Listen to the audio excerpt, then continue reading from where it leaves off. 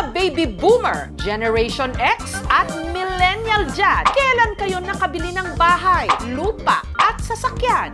Si Alexis, 17 anyos pa lang ngayon, pero meron nang naipundar na bahay, lupa, sasakyan at may negosyo pang restaurant. Sinong mag-aakala na dating tauhan lang ng restaurant ngayon may-ari na ng restaurant? Ano bang pwede nating matutunan sa mga dumaraming Gen Z ngayon na sa murang edad pa lang yumayaman? Grabe! Unang nakilala si Alexis sa pagre-review ng mga pagkain. Ayan, sir, ito naman ang titikman natin mga kapudit. Hanggang gumawa siya ng content sa kung ano-anong life hacks.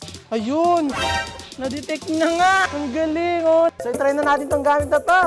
Kalaunan, ginaya ang mga food experiment na napapanood niya sa TikTok at iba pang mga pakulo. Habang ginagawa ko nga itong ice cream roll, talagang amoy na amoy mo nga yung mangga. Talaga sobrang nakakataka.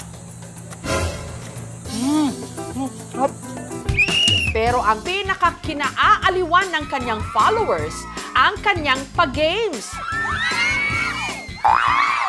Kung saan ang mga kasali, mga kapitbahay niya mismo.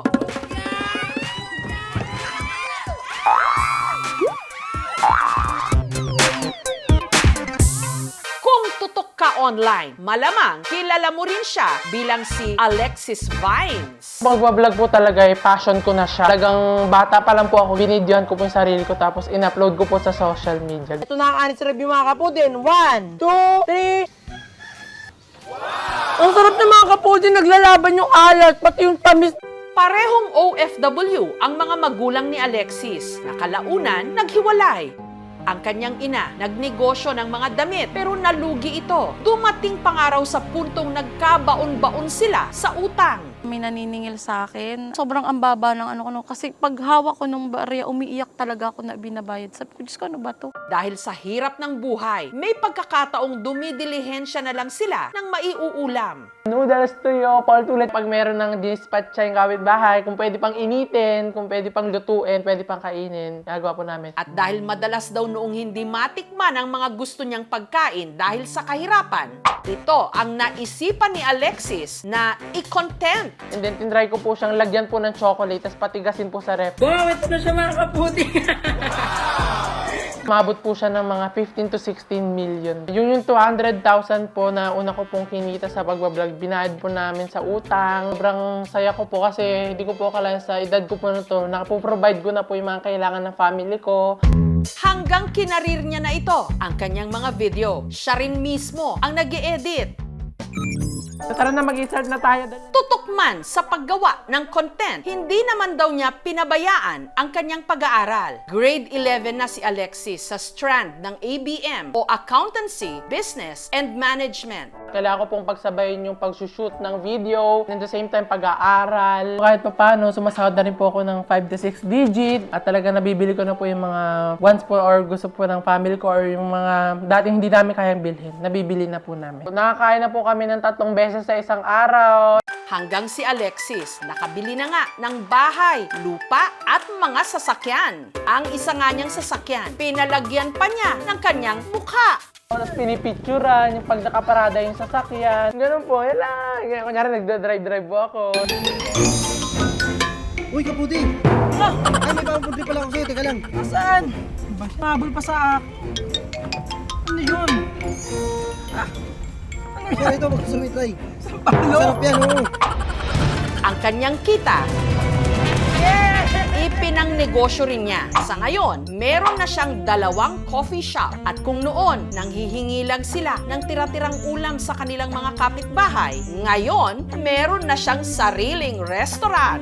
Yan, dito sa aming restaurant na isa sa mga katas ng aking kinikita sa pagbablog. Dream ng nanay ko po kasi nagtitinda nga po siya ng merienda dati. Hindi namin talaga inisip na siya yung youngest, siya yung mag-aangat sa pamilya. Walang hanggang pasasalamat. Binago niya talaga yung buhay namin. Parang dati lang talagang nag-aabang lang kami ng mga biyaya ng kapitbahay pero ngayon kami na nagsaserve ng pagkain para dito sa mga customer. Ang nag-inspire po kasi talaga sa akin na magtayo po ng maraming business. Ito pong pagbablog, hindi po talaga siya panghabang buhay. Kaya po, habang nandito nga pa po ako sa peak, talagang hanggat kaya po namin, nagtayo po kami ng mga pwede pa namin pagkakitaan. Ang social media sa paglipas ng mga taon, hindi na lang paraan upang kumonek sa mga kaibigan, basa ng balita o libangan. Nag-evolve na rin ito bilang e-commerce platform. Ang 24 anyos na si James Afante, 50 pieces for the minimum 15 nakapin pa sa harap. ginamit ang pagiging maboka para makapag-live sell ng mga produkto sa TikTok.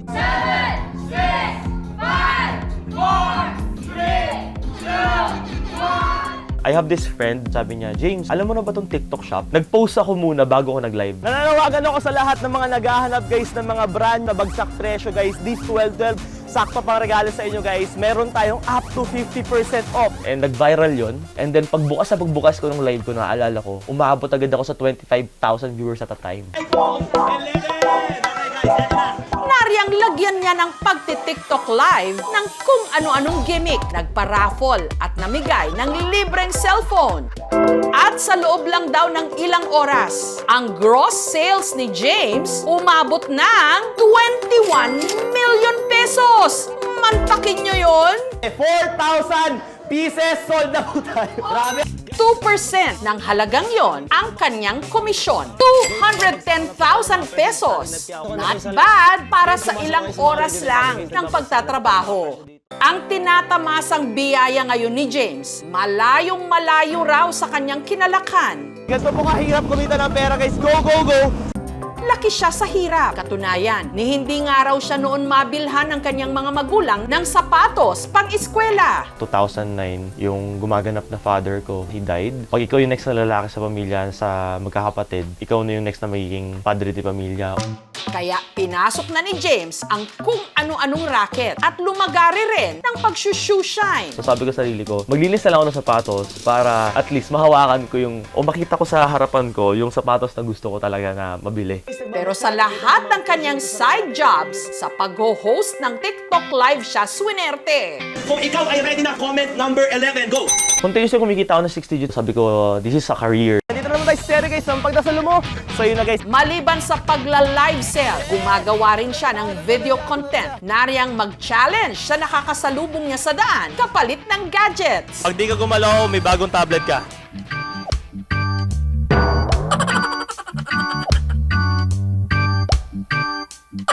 Oy, congratulations! Panalo ka! Ang dati walang masuot na sapatos, meron ng mahigit 60 pares. So ito yung isa sa mga pangarap ko, guys, ang kulit kasi natatawa ako. Naging pader talaga siya. In fact, mas matangkad pa siya sa akin. Nakakain ako sa gusto kong kainin. May sariling car din ako. Nakabili din ako ng sarili kong bahay. Yun, yung kapatid ko, napapaaral ko sila. Very fulfilling sa akin yun kasi hindi ko talaga nagagawa yun dati.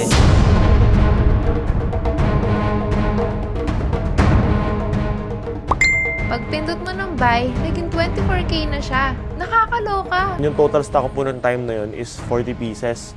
Sobrang bibilis talaga yung mga nakatutok talaga. Like, paunahan po kasi talaga siya. So imagine that's 30,000 people na sabay-sabay po nag-check out ng mga 40 pieces na iPhone na yun. Wala kang nag-post na nakakuha ng iPhone 11, makikita mo error. Baka sila lang din nag-checkout niyan. Actually, may record po kami niyan. Ito po, nandito po makikita ninyo yung order ID nila. Makikita po ninyo dito na nakaship na po talaga siya lahat. Kung magtataka yung tao, bad 51.60 pesos. So 6.6 pesos yung iPhone. Pero of course, there's a shipping fee of 45 pesos. So depende rin sa location po yun. Awit and live. Pagsapit po namin ng 100 million likes noong time na yun, nagkaroon po ng bug, error, or technical difficulty si TikTok. Kaya po bigla po siya nag-end. Around after 5 minutes, nagre-live po ako.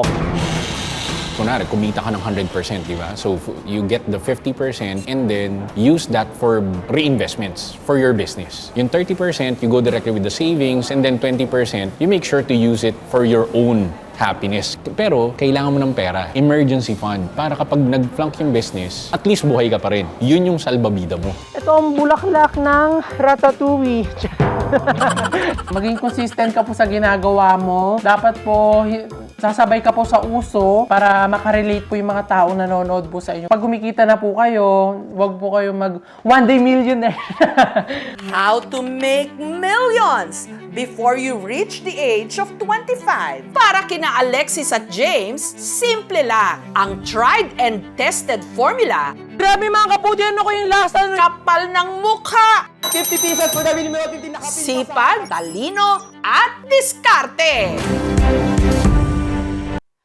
Thank you for watching mga kapuso. Kung nagustuhan niyo po ang videong ito, subscribe na sa GMA Public Affairs YouTube channel. And don't forget to hit the bell button for our latest updates.